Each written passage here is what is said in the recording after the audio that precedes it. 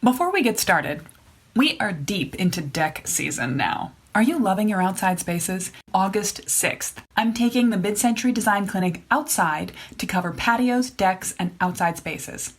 Show up live or catch the recording if you can't make it, and I will walk you through the process of planning an amazing deck or patio update that will take your indoor-outdoor living space to the next level, perfectly suit your home, and keep or improve on its mid-century flavor. I don't want you to miss it. Today's question is actually one I don't get asked often enough. Here it goes. How can I get started on my mid-century home update when I have maintenance stuff that seems like it needs to be done first? I don't get asked this enough because way too many people assume they have to take care of maintenance or repair work, replace the furnace, get a new roof, repair a rotted deck before they can do fun things, before they can start making their house into their home. I understand the logic of this, and if you're someone who likes to work before they play, eat a good dinner before dessert, or just generally earn their fun, I get it. It sounds like adulting and responsible homeowning 101. I was raised in the Midwest, and I totally have this work ethic also. But in this case, it's absolutely the wrong idea. So here's the short version of today's episode. Don't let your maintenance to-do list stop you from dreaming big dreams for your home. All of those inspection checklist items are opportunities for design in disguise. Hey there, welcome back to Mid-Mod Remodel. This is the show about updating MCM homes, helping you match a mid-century home to your modern life. I'm your host, Della Hansman, architect and mid-century ranch enthusiast. You're listening to Season 9, Episode 4. Before we get started, the resources of the week this week is the same as last week. Grab yourself the new Mid-Mod Cornerstones guide. Go to midmod-midwest.com/cornerstones to follow along with everything that's been happening on Instagram this week. I've gone live every day to dig deeper into those 4 design principles we covered last week. If you want to make sure that your remodel stays mid-century when you're done, you don't want to miss this. Plus, there's a bonus discount code in the guide that will get you all signed up for the upcoming Mid-Century Design Clinic for less. Grab the guide and then sign up for the clinic. It's going to be an absolute gas, fun, informative. I want you to be there. Remember, you can register for the clinic right up until we go live on August 6th. That's a week from Saturday now. But sign up before the end of this weekend by July 31st to get your ticket for less. I hope I'll see you there. You'll see the show notes with links to the references we make and a transcript of this episode on my website at midmod-midwest.com/904. So, something I hear from homeowners all the time is that they have plans to do fun remodeling projects on their house. They're going to be getting in touch with me soon as they get some of this necessary maintenance stuff out of the way first. Sometimes I don't even get asked the questions. Sometimes people come to me ready to start on their plans now that they have taken care of replacing their deck, replacing a roof, updating outdated electrical systems, and of course, we take their design concerns on and try to make the most we can. But honestly, when this happens, I already know that that client has missed a huge opportunity because they aren't going to have the chance to get double duty out of the necessary update work and tweak the design of their house at the same time as they do those maintenance projects. So if you're still in the step before that stage in the example, if you're thinking now that you might have to hold yourself back from doing fun projects on your house in order to take care of those adulting level repair and maintenance tasks, don't make this mistake. Just about any maintenance replacement issue can be a design opportunity in disguise. Here are a couple of examples. If you are replacing your HVAC system, your furnace is old and needs to be tuned up, or your air conditioning isn't working, this might be an opportunity for you to completely change the layout of your basement space for less than you ever could if you just decided, with a perfectly intact furnace, that you wanted to move it to another location in order to create better flow. But while you're replacing it, it will never be easier to shift the location, to shift ductwork, to shift some of these things that might otherwise be in the way of future design projects. If you plan these things together, you can bundle those costs into one price tag and one time, expense, labor challenge, one episode of drywall dust in your house. Ditto other mechanical things like a hot water heater. It's never easier to move it than when you're replacing it. If you need to do electrical replacement or just replace the old BX cable inside your walls with Romex, The best time to do that is bundled together with other design work, bundled together with tearing open your walls for other reasons. If you tear open your walls and replace your electrical and then decide you want to change the layout on your house, it's going to feel like a wasted effort. It's going to feel like an impediment that will stop you from making future changes that could make your life better. On the other hand, if you tie those two tasks together, it can make so much sense to do a little bit of layout shifting while you're already taking care of some necessary tasks that your inspector told you you'd had to get done when you bought the house. So that covers some of the sort of invisible mechanical things happening behind the scenes in your house. Sometimes you have to do repair or replacement things on more visible elements. If you have trouble with your plumbing fixtures, again, mid-century era houses were built to last, but some of them are running on 70 plus years now, and old pipes are not necessarily the best pipes.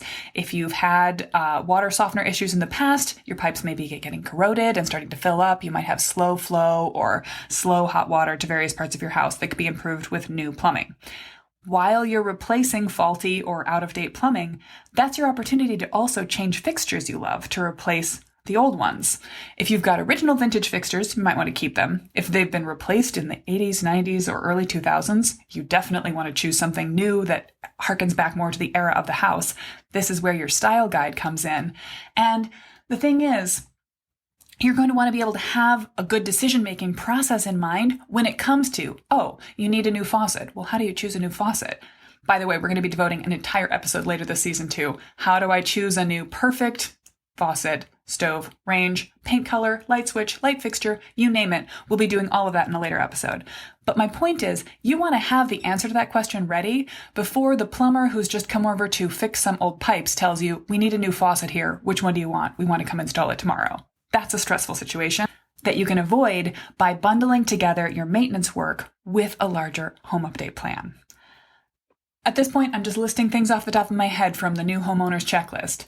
If you, for example, got your house an energy test and you found that you've got leaky doors or windows, you might think the first thing you need to do is replace your door, your window, elements of the house that seem to be thermally faulty before you can afford to start saving up for other replacement. But if you just go to the window store, to the door store, and let them sell you on whatever they find to be their most easy to install and economical replacement, you might find down the line that when you're thinking about the design of your home and how it suits or does not suit its original mid-century character, you've already made a very costly investment in something that you wouldn't have chosen if you'd taken a little more time. Yet again, taking a pause before you just address a maintenance issue to think about your master plan process will not only win you a better result, but will actually have the potential to save you money in the long run. All right.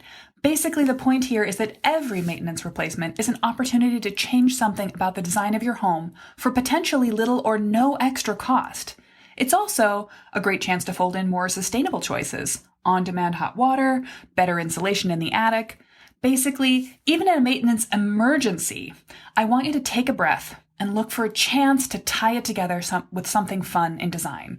If you have a suddenly emergent situation where something on your house is broken, you have to get it fixed. You need hot water in your house. These things happen. But the more you can take a breath and think about if there are any bundled opportunities, even to the point of just asking the contractor who comes to help you with the problem, is there anything else you often do at the same time that you tackle this issue? They may have some suggestions of how you can make this unfortunate expense a secret win, or at least add a silver lining. But the ideal version is to cut down on those kind of maintenance emergencies by having a master plan. When I go through the master plan process with my clients, I ask them not just to tell me what they want their house to look like and how we want to improve the flow, but what are the upcoming maintenance things that are on the horizon? What's the age of the furnace, the roof? Do we need to think about hazardous materials in the house? Is there lead paint, asbestos in the popcorn ceiling, other things that need to be remediated? Basically, our goal is to turn up as many of these future issues during the master plan process as possible. That comes up in the house discovery phase. And when they can be planned for, they're less of a cost sink and certainly less of a nasty surprise. So you can always try to tie in your necessary, boring home adulting projects with a delightful design upgrade, and then they won't even feel so onerous or expensive because they're not just something you had to do, they're something you wanted to do. When you look at it that way, these tasks aren't something that has to be gotten out of the way before you get started. They're part of the total package, and we can always bundle them together with some design win to make them feel more fun. Now, the other thing about these seemingly simple, just do it first maintenance projects is that they often grow in scale. For example, replacing a roof means you're not just going to decide to call a team of contractors and get some work done, but you're going to be choosing what material, what color will it be. You'll make choices about price that will affect your ability to do other work in the future. And this is a perfect example of a project spiraling because roof replacement often includes gutter replacement. It may turn up that fascia or other trim around the house isn't in great condition and needs replacing. Suddenly, it's not just a roofing project, but a small general contracting project. Just choosing a new roofing material is a design decision. If you start replacing your gutters and downspouts, they may be damaged in the process, and most roofers will offer to replace them at the same time. You want to think about what your future exterior color of your house will be, because ideally, in a mid-century house, and I've talked about this before, actually just earlier this season in the colors, what color should I paint my house episode, the first one of this season, you would like your downspouts to be the exact same color as your siding so that they are less visually obtrusive. Who really wants to point the focus, put the spotlight on their downspouts? Okay, so what color should your downspouts be? What color will your house be? Now you're replacing your roof and you need to know what your new house paint color will be. Perhaps you didn't plan to make that change for a couple of years now, but if you have a plan for the long term, again, if you have a master plan, these maintenance questions start having more answers in them than questions. What I want you to avoid is the feeling that you've done work, you paid good money, you experienced the disruption of remodeling just a few years ago, and now you, 2 years from now, are ready to pick a gorgeous new color for your house and really take the style of it up a notch, and you realize you wish you hadn't chosen those downspouts. You wish you'd chosen a different color for your replacement windows. You wish you had done something differently. So I understand not everyone has time to master plan an entire project before taking on the first maintenance upgrades necessary to a new home, or any emergent maintenance project as it comes up. But I highly recommend taking an area-specific approach to using the master plan method. And again, this is what we're going to be doing next week at the Mid-Century Design Clinic. We're going to use the steps of the master plan process, dream, discover, distill, draft, develop, as applied to one area of the house. In this case, patios, decks, and those outdoor spaces adjoining your house and your backyard. And we'll look at how all of the decisions in that area plug into a larger overall scheme. So that's the glass half empty way to look at it. I've been giving you a lot of negativity. If you jump in and just take care of the maintenance project before you do your design-related decisions, you risk regretting that choice later. But let's look at this more positively. What if you take the time to run the master plan method around whatever maintenance choice you have to make? The best way, of course, is to have an entire master plan for your entire house. That's why we call it the master plan method. But even if you just take your time to go through the 5 steps in any particular area, that means you can lock in some of the key decisions that you'll make over and over again throughout your remodel project, throughout your lifetime in the home.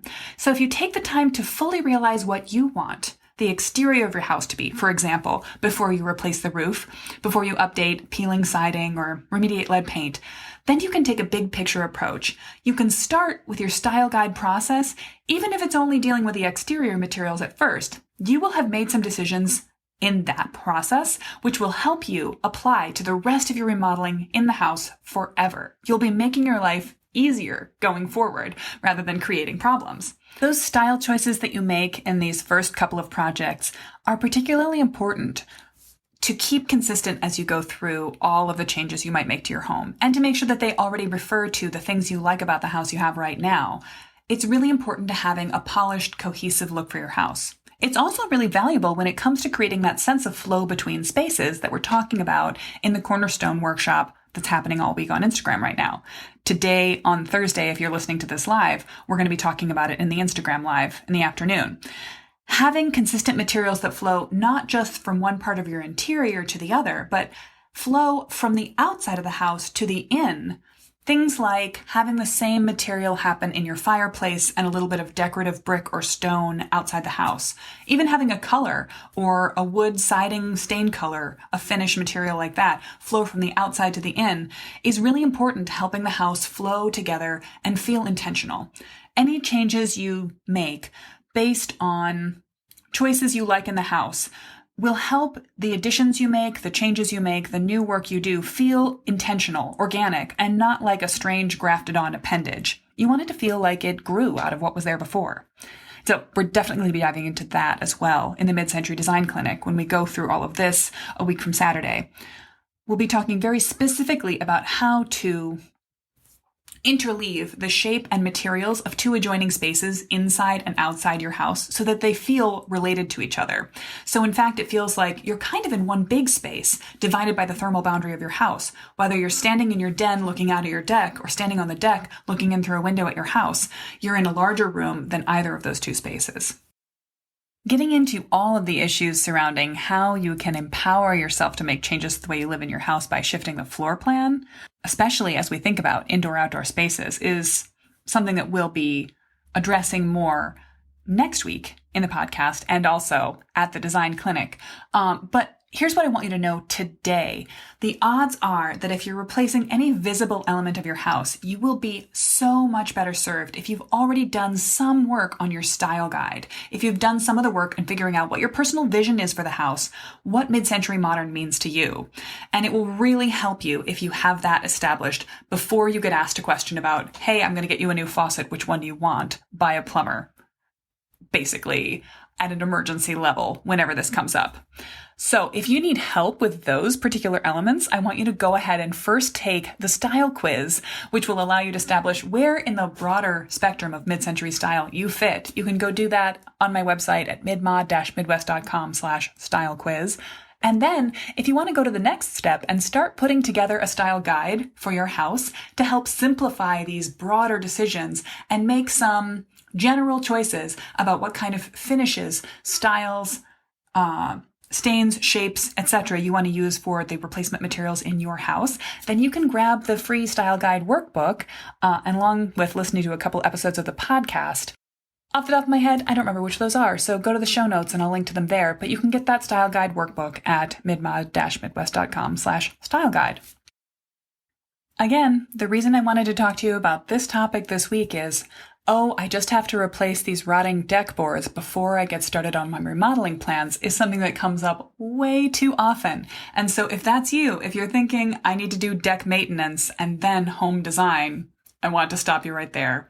The short version of this episode that I said right at the top is I don't want you to let your maintenance tasks stop you from dreaming big dreams for your home. And I don't want you to do them first and then turn to design, because those inspection checklist items are your opportunities to get 2-for-1 things out of your remodeling process almost every single time. Guys, that's all for now. If you've been following along with Instagram, this has been a really intense week. If you've missed it, you can go back and find all that content and follow along after the fact. But basically, what I want you to know right now is that I hope I'll be seeing you at the Mid-Century Design Clinic a week from Saturday. And next week, we'll be talking a little bit more on the podcast about how to use the power of layout, not just your floor plan, but the layout of your entire three-dimensional space to make your home really wonderful. And this is honestly the best way I know to spend your remodeling dollars. Not on a fancy finish necessarily, not even necessarily on those maintenance things, but if you can spend dollars and achieve a shift in the design of your home, a shift in the shape of your home, you can really multiply the effect of the effort and create transformative change in your house. We'll talk about it next week. All right, see you then.